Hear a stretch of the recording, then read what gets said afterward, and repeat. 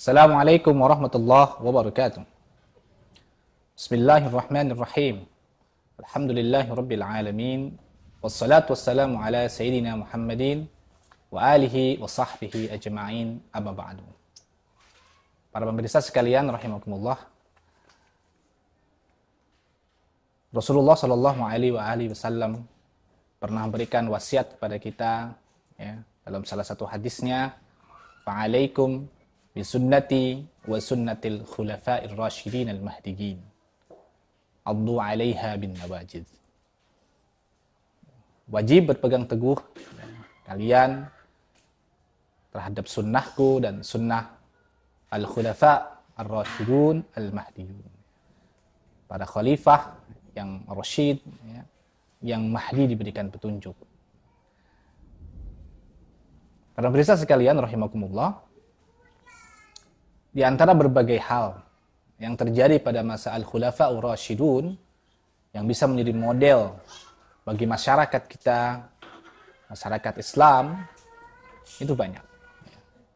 Sekaligus juga menjadi jawaban apakah Islam itu sekedar teori yang tidak bisa diterapkan atau sebuah aturan kehidupan yang memang praktis, ya, dapat diamalkan oleh masyarakat manusia, bukan masyarakat malaikat.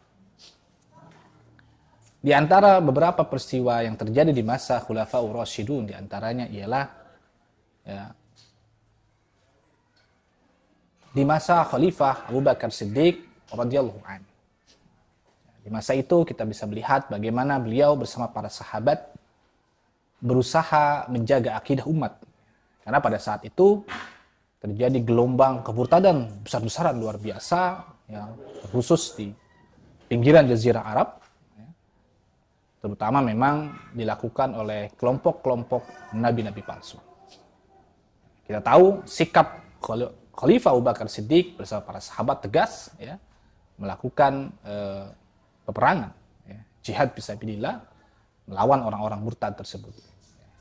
Ini artinya apa? Artinya negara di masa Khulafaur Rasyidun itu punya kepentingan untuk menjaga akidah, gitu.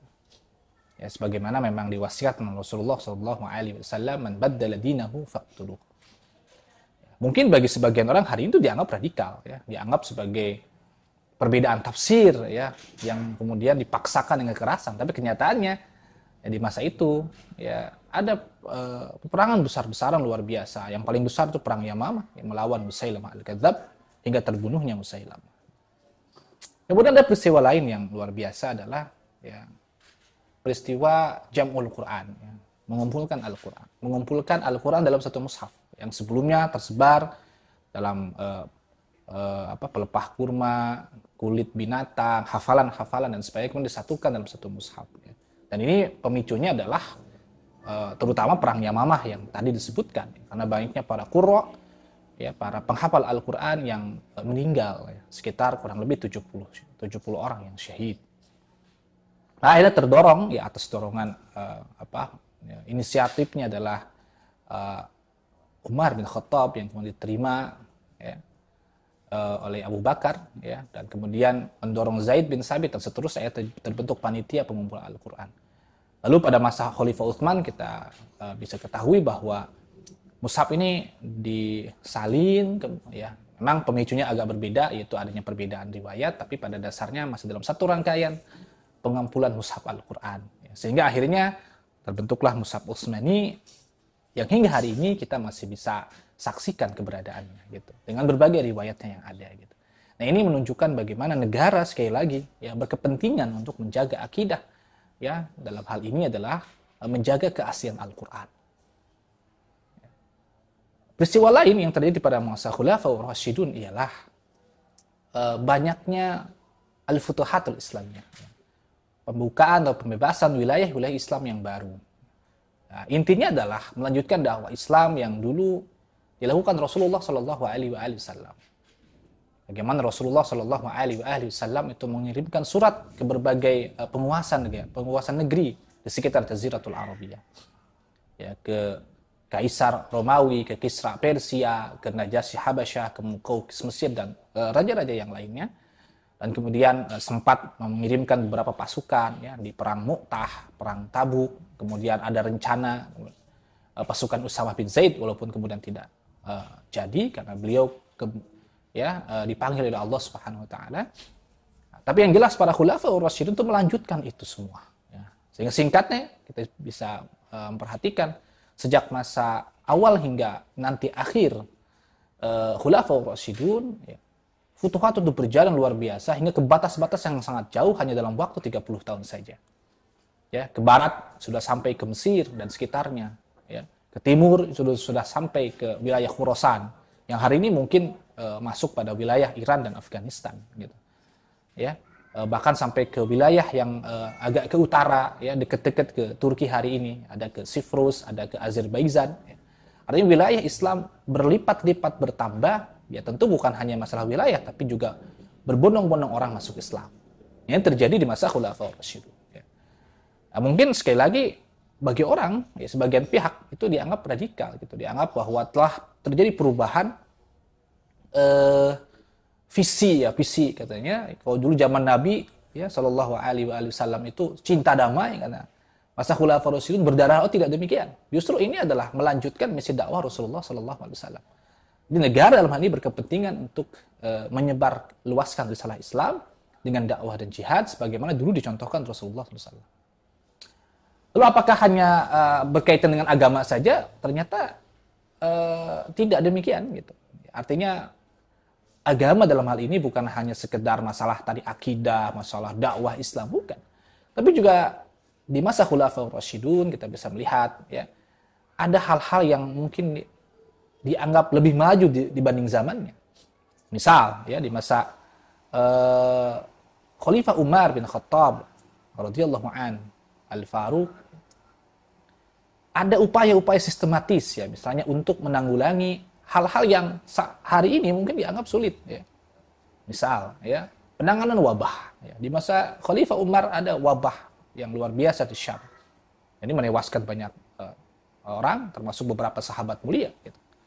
Namun kemudian akhirnya dengan beberapa petunjuk yang memang dipahami dari hadis Rasulullah diterapkan, akhirnya ada yang namanya pemisahan yang sakit dari yang sehat, baik orang maupun wilayah, sehingga akhirnya wabah itu bisa tertangani ya, meskipun dengan beberapa percobaan pada akhirnya tertangani ya, agama tetap terjaga, kesehatan tetap terjaga ya, kemaslahatan umat juga tetap terjaga ya.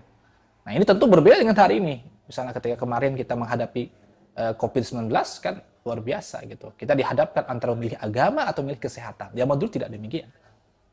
Lalu di masa umat terjadi yang namanya krisis. Ya. Mungkin hari ini kita anggap krisis ekonomi lah ya, yaitu Amr Ramadat ya. Ada tahun paceklik. Ya. Tahun paceklik ini ya mirip-mirip sebenarnya dengan krisis ekonomi hari ini ya. Bahkan ini lebih parah sebetulnya karena berkaitan dengan ketiadaan sumber daya gitu.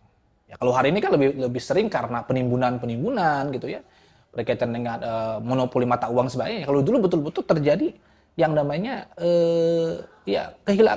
ketiadaan sumber daya. Tapi pada saat itu kita bisa melihat bukan pajak yang diambil, bukan kemudian rakyat yang dibebankan dengan berbagai itu, atau pejabat yang menyalahkan rakyat, tidak. Sebagaimana luar biasa Khalifah Umar memberikan solusi ya pada saat itu dengan cara mencari supply dari luar wilayah yang terkena krisis, dalam hal ini waktu itu Hijaz dan sekitarnya, kemudian diambil dari Mesir dan Syam gitu. Nah, ini luar biasa sesuatu yang hari ini bahkan tidak selesai urusan ini gitu ya. Hari ini kita bisa melihat ya, belum lama misalnya masalah krisis minyak goreng misalnya gitu kan. Padahal kondisi produksi kita sebetulnya cukup gitu. Nah, ini kan menunjukkan bagaimana masa Khulafaur Rasyidun ya dengan syariat Islam yang diterapkan itu bahkan mau menyelesaikan masalah-masalah yang hari tidak selesai. Bukan hanya itu, kita bisa melihat di masa-masa Khulafaur Rasyidun ya, negara itu betul-betul memelihara kemaslahatan masyarakat ya. Bahkan sampai level di mana negara itu membagi-bagikan harta dan tanah gitu. Dan itu terjadi di masa Khulafaur Rasyidun. Ya, dalam beberapa riwayat bagaimana disebutkan ada perbedaan pendapat antara Abu Bakar dan Umar. Ketika Abu Bakar di masa pemerintahannya membagikan harta secara sama gitu ya, baik yang masuk Islam lebih dulu ataupun yang kebelakangan, yang kaya ataupun miskin, itu disamakan. Di masa Umar itu ada perbedaan ya. yang lebih dulu masuk Islam itu didahulukan dibandingkan yang belakangan, kemudian yang kaya miskin dibedakan. Tapi yang paling penting kita bisa melihat di sini ada bagaimana negara itu membagi-bagikan harta. Gitu. Di negara itu memberi, bukan kemudian mengambil dari rakyat.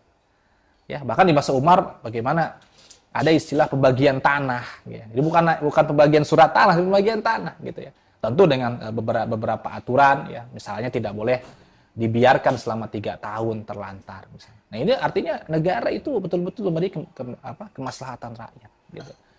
Ya ini dalam negeri berkaitan dengan kesejahteraan masyarakat.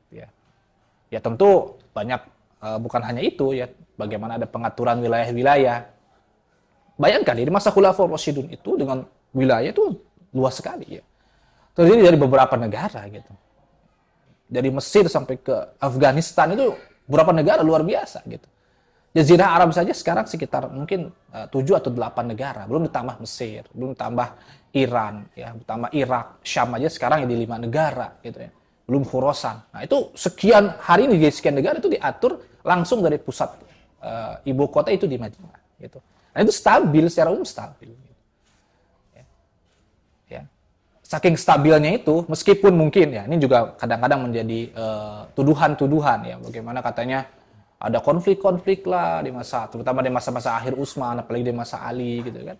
Tapi nyatanya negara yang seluas itu tidak pernah bisa memancing orang-orang kafir untuk menjajah negeri kaum muslimin. Nggak ada gitu. Romawi tidak keluar dari batas-batasnya. Ya, bahkan Persia sudah tidak muncul lagi gitu. Orang-orang kafir itu tidak bisa mengambil sedikit pun tanah kaum muslimin. Meskipun katanya ada konflik dan sebagainya gitu ya. Ya kenyataannya memang tidak seseram yang dibayangkan. Betul ada konflik-konflik, ya, gitu. Maka sampai ada beberapa perang antara kaum muslimin, ya. Tapi pada dasarnya itu hanya di sebagian waktu dan pun selesai, gitu. Selesai di masa, terutama di masa akhir, di masa Khalifah Hasan bin Ali, bagaimana beliau ya berhasil mempersatukan berbagai kaum muslimin, ya. Konflik 12 tahun, ya kita katakan begitu, di masa-masa akhir Utsman sampai masa-masa Ali yang sekitar 6 tahun, itu hanya selesai dalam waktu 6 bulan, selesai. Dan itu selama 30 tahun berikutnya juga selesai. Ya, dibandingkan masa-masa stabil di masa Abu Bakar, di masa Umar, di masa Utsman awal ya 6, 10 kalau tidak salah ya, tambah 2 gitu. Ya, itu secara umum bisa stabil, dan bahkan konflik-konflik tersebut tidak, sekali lagi, tidak menyebabkan ya orang kafir bisa menguasai wilayah kaum muslimin. Ya, bahkan kalau mau jujur, konflik itu hanya beberapa wilayah saja gitu ya. Yang diceritakan konflik hanya misalnya Kufah dengan Syam misalnya. Ya udah segitu saja gitu. Madinah, yang lainnya tidak ada. Ya. Nah, demikian para pemirsa sekalian, ya itu di antara beberapa hal yang bisa kita lihat bahwa Khulafaur Rasyidun adalah model terbaik dengan segala kurang lebihnya. Ya, para sahabat itu manusia, tentu ya tidak seperti nabi yang maksum. Tapi walaupun demikian, kita bisa melihat bahwa berbagai peristiwa itu menunjukkan ya semanusia apapun itu ya dengan syariat Islam ya, tentu jauh lebih baik dibandingkan kondisi-kondisi kita hari ini gitu. Ya, para pemirsa sekalian rahimakumullah, di antara peristiwa lain yang perlu kita perhatikan di masa Khulafaur Rasyidun adalah bagaimana kemudian negara itu menjadi negara yang memperhatikan ilmu. Ya. Jadi wilayah yang sebegitu luas itu, tanda kutip, tidak ditaklukkan dengan kekerasan semata. Kita katakan demikian. Jadi ini bukan penjajahan. Kenapa? Karena kita tahu bahwa orang-orang yang kemudian masuk Islam pada masa-masa itu kemudian kita kenal menjadi orang-orang yang hari ini kita sebut dengan tabi'in. Apa artinya? Artinya ada sebuah peleburan bangsa yang luar biasa di masa Khulafaur Rasyidin itu.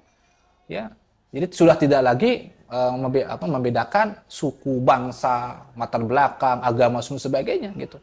Yang bahkan hari ini tidak bisa diselesaikan oleh negara-negara adidaya hari ini. Amerika misalnya, sampai hari ini mengintegrasikan hitam dan putih saja tidak selesai. Gitu.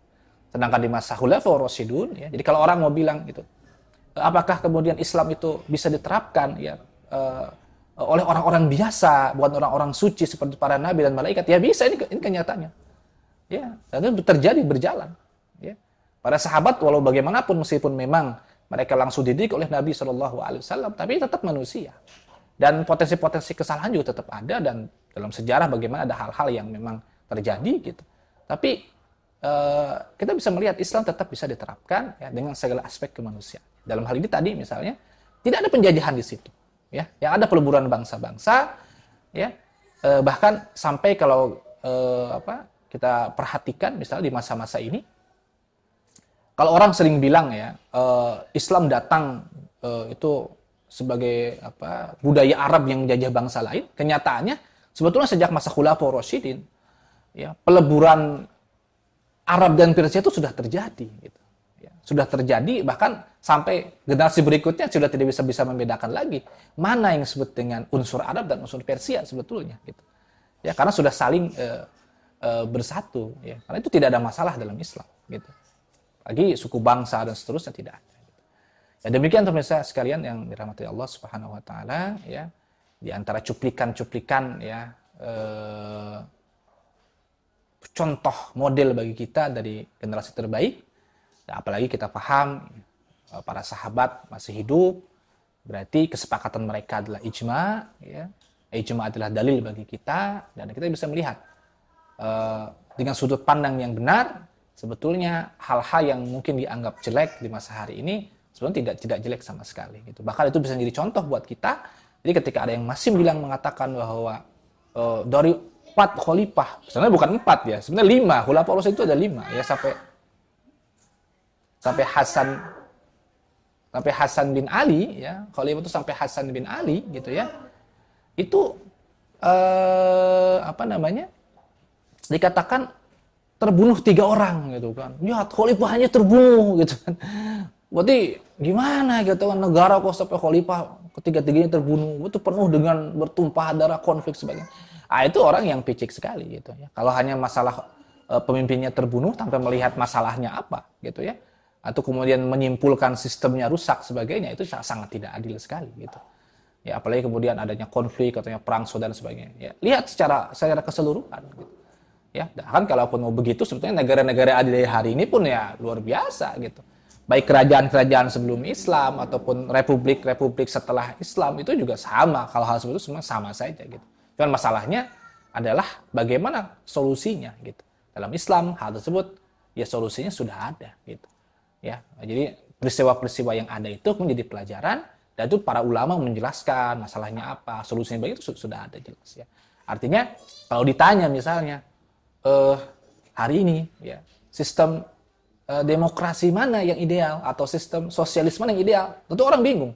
Tapi kalau Islam, sistem mana? Ya, masa Khulafaur Rasyidun adalah masa yang ideal bagi kita, ya. Dan sebagaimana disebutkan ya dalam hadis, ya, ini disebut sebagai khilafah ala minhajin nubuwah. Gitu. Jadi sebagai contoh bahwa ada ya sebuah masyarakat yang dijalankan bukan oleh Nabi, ya, tapi sesuai ya berdasarkan jalan kenabian.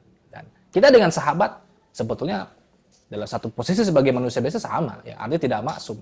Meskipun memang dalam berbagai hal keutamaan itu berbeda. Gitu. Demikian para pemirsa sekalian, rahimakumullah. Mudah-mudahan ada manfaatnya. Ya. Alhamdulillahirabbil alamin. Subhanakallahumma bihamdika, asyhadu an la ilaha illa anta, astaghfiruka wa atubu ilaik. Assalamualaikum warahmatullahi wabarakatuh.